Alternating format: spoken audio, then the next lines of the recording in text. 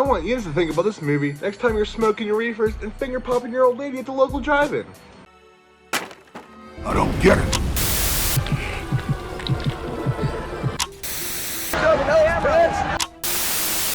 Hi, I'm Tom Savini, and you're about to watch Terror Reels. The best thing out of Pittsburgh since Clemente with the Pirates.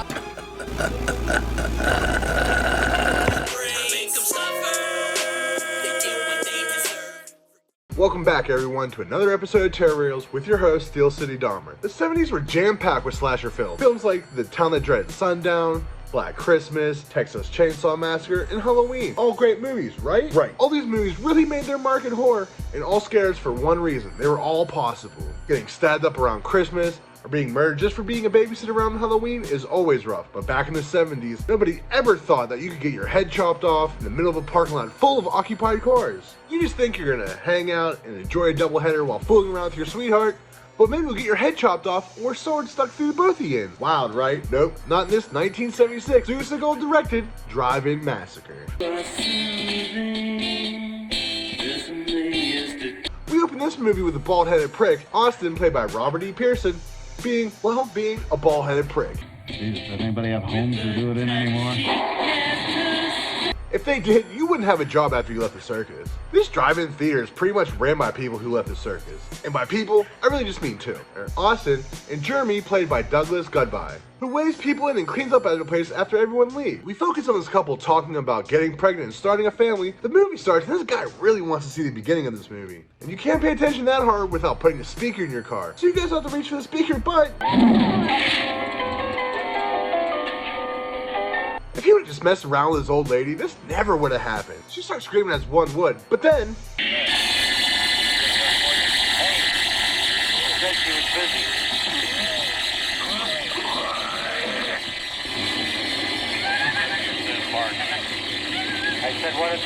gotta say, this is a pretty dope and grimy intro for the movie, especially in the 70s. We flash over to the police station where we meet Detective Larry, played by John F. Goff, and Detective John Carr, played by Bruce Kimball. They receive a lot of calls about the murder at the drive-in, yet somehow no one saw who did this. All these cars within a 10-foot radius of these two people screaming and being murdered, and nobody knows what the fuck happened.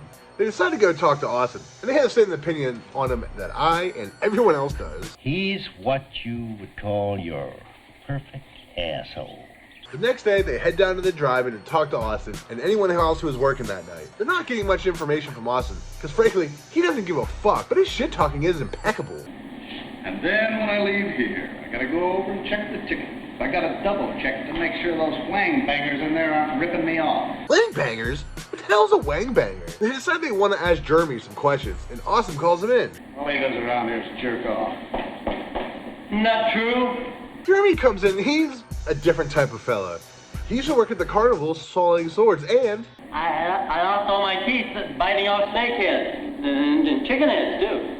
they ask him a few questions, but don't get much out of him. They ask since he was a sword swallower if he had any swords or knives, and he tells them that he uses somebody else's swords and knives, and they just move on. Because obviously that means he couldn't have done these murders, because he used someone else's shit. You mentioned there's a guy who wanders around car for car trying to find people fucking in their cars. This raises a flag with them, but for now, they go back to the station. We flash over later that night with a full drive-in lot. Behind that sexy 70s Porsche, we see a white car moving around from spot to spot trying to find someone to either murder or jerk off to. Don't worry, he's wearing a blue hat, so nobody's gonna know who he is. He finds a couple, but instead of them fooling around, he finds a dude bickering with his side piece, and it's not good news. David, I'm pregnant. His wife's gonna be pissed, but honestly, David's pretty stoked on the news. They start fooling around with each other, and the creeper Oliver, played by Norman Sheridan, gets out of his car and creeps over to their car to watch.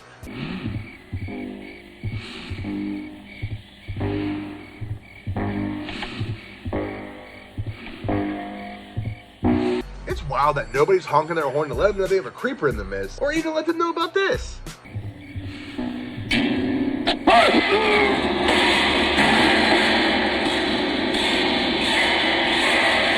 The cops get the call letting them know there's been another murder, so they call Jeremy back down to the station. They have the murder weapon now, and maybe it'll trigger something in Jeremy. They give him some coffee to get his nerves up, which is a popular police tactic, and they begin to ask him questions. We do learn that Austin was a blade hand at the carnival, but he fucking sucked at it, so we quit. They don't pay any mind to that. He begins to tell the cops about Orville, the creeper, But this time he got his license plate. He tells them that he went to the bathroom during the time of the murders though, so it couldn't have been him. They're still gonna want to talk to him. That's exactly what they do. The next day we cut over to the cops pulling up to Orville's place and ask him a few questions while they search for some knives. And he quickly busts under pressure. How'd you ram a sword through two people? That's a lie. No, I didn't kill anybody. Look, I couldn't do that. I just wanted to beat my meat. That wasn't the same type of busting I was talking about. That's not akin to murder. This dude seems like just a pervert, but not a murderer. Detective Mike doesn't believe his jerk-off story and still thinks he is the murderer. So they're gonna have to go search his car. Leave that pervert alone. Come on, Orville. I thought you were just a pervert. Well, he runs for a bit. Eventually, the cops grab him in his 1970s Hot Topic belt, and he just says that he hit a dog and it isn't murder. Okay, Orville, like anyone's gonna believe that dumbass story. Yes, sir. I'm sorry, Mike.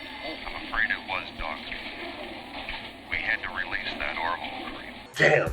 I can't handle all the twists and turns that this movie's throwing at me. Granted, we're only 40 minutes into this 70-minute movie, so I guess it can't be over already. Back at the drive-in later that night, who do we find creeping on unsuspecting couples again? That goddamn creep Orville. This time, the cops are staking out, and they're back with costumes.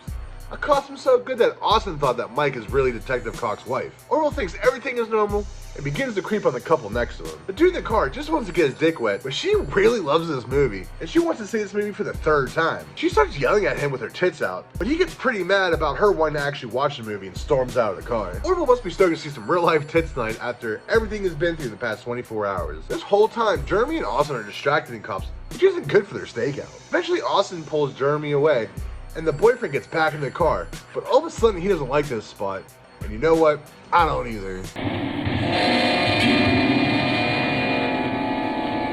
Damn, Orville, why'd you have to kill? Well, damn. I gotta say, I really didn't see this, and I figured it had to have been that creeper Orville. Everyone in this town has to be fucking blind to not see who did this. Cops brought in Austin for some questioning this time, probably just to fuck with him since no one in this town seems to like him. They want him to close in the drive-in, but even though this bald-headed fuck, all he does is complain about working, he does not close down the theater. He does fire Gormy though. That's a rough hit for Gormy. The cop gets a phone call saying some dude is dragging a girl into a warehouse with a machete. Sounds like their guy, and off they go. Say you're free, so you don't have to put up with this lousy world anymore. You want me to say you're free? Goddamn, you answer me! This fat-looking Steven Crowder-looking motherfucker has to be their guy. She does manage to get free and hides from this dude as the cops run around this warehouse shooting at him and missing. I'm a big fan of these ceiling shots. Adds a fun little level of suspense to this chase scene. Eventually, the cops corner him, the cops bust up some shot, and finally kills the machete maniac. Movie's over, right? My father, he didn't mean to kill my mother and my aunt. Sick. Broke out of the hospital just this morning. He out this morning? This obviously couldn't be the drive-in massacre. Oh shit, it's gotta be Gormy. The cops fly to the drive-in theater. We hear Gormy talking to the booth lady about how mad Austin is. Gormy's gotta get his paycheck, he's gotta get some payback. The cops pull up to see this hilarious murder scene.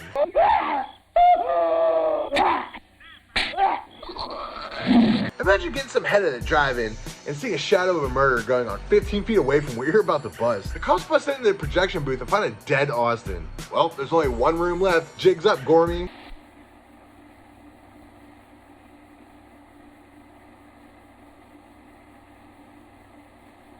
Oh shit, it wasn't Gormy, and the killer's still out there at large. He could even strike at your local drive-in. And that's that. The 1976 Drive-In Massacre. A lesser-known slasher, but it really holds itself up there and holds ranks with the rest of them. I'm a big fan of this movie. When I first bought it, I was like, I'm just gonna pad the collection with this movie. It sounds cool, so I'm gonna buy it, and I'm just gonna keep it on the shelf. When I first watched it, I really fell in love with this movie. The griminess of it all, the murders are pretty dope. There's not much story going on. Like, yeah, they're trying to find this motherfucker, but there's not much nonsense going on. It's straight to the point. Yeah, it's only about 70 minutes, but it keeps your attention that whole time. And the murders are dope. We get some tits. What more could you want in a 70s slasher movie? Sorry, it's not Michael Myers and he doesn't have a mask on. All right? Sometimes you don't need a mask. You don't even need to know who the killer is. He's still out there and he can kill you next. Don't let him kill you so you can stop by next time for the next episode of Terror Reels. See you then. Shout out to Pittsburgh Juggalo-based horror show on YouTube called Terror Reels. Terror Reels. Terror Reels. It's real. Real terror. Real. R-E-E-L. R-E-A-L. Terror Reels.